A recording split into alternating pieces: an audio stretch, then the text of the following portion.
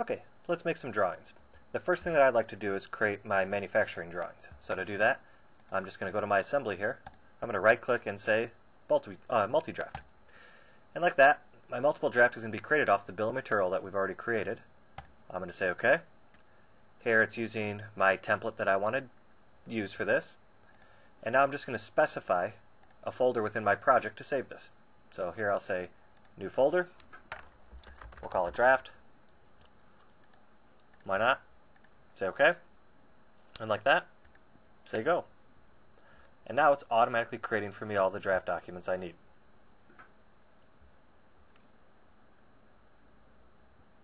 So, like that, we can simply come in here and play with the scales and what have you, and maybe add some basic dimensions. So we'll go to do some quick detailing here just for fun. We want that to be there. We want this to be here. We'd like the thickness to be like so. And now we're done. And you can do that for all of them and just quickly have the information you need. And we can close all the draft documents. So let's just say close everything.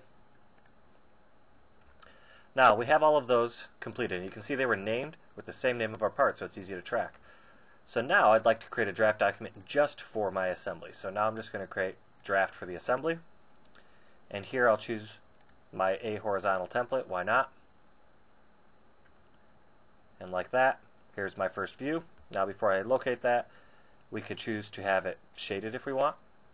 But I'm going to have it inherit from style for the moment. And I'm just going to place my view. Now I can use this ball to reposition the view any which way I want. Maybe I want it this way because that's my front. Perfect. I can go to a side view.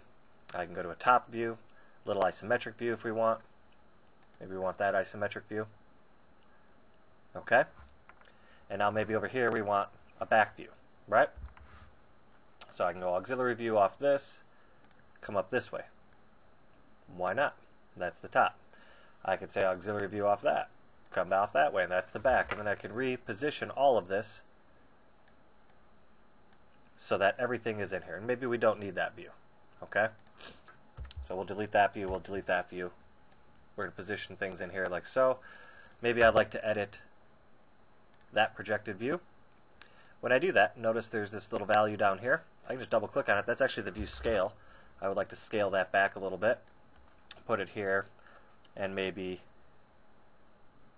shaded, why not? Okay? So you have all sorts of options in here.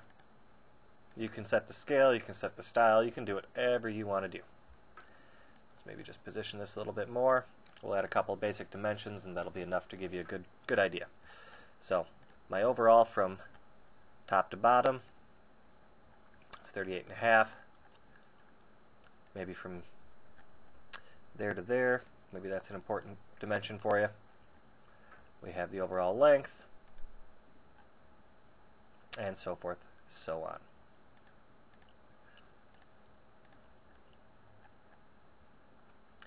Maybe from front to back there as well. So like that, you can see you can quickly get your documentation done. Now there's one more thing that we need to do.